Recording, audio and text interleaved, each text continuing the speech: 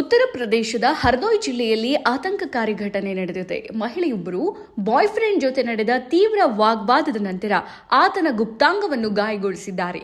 ಈ ಘಟನೆ ಮಲ್ಲವಾನ್ ಪೊಲೀಸ್ ಠಾಣೆ ವ್ಯಾಪ್ತಿಯಲ್ಲಿ ನಡೆದಿದೆ. ಹಲ್ಲೆಯ ನಂತರ ರಾಜಸ್ಥಾನ್ ನಿವಾಸಿಯಾದ ಆ ವ್ಯಕ್ತಿಯನ್ನ ತಕ್ಷಣ ಆಸ್ಪತ್ರೆಗೆ ದಾಖಲಿಸಲಾಗಿದೆ ಅಂತ ಪೊಲೀಸ್ ಅಧಿಕಾರಿಗಳು ದೃಢಪಡಿಸಿದ್ದಾರೆ.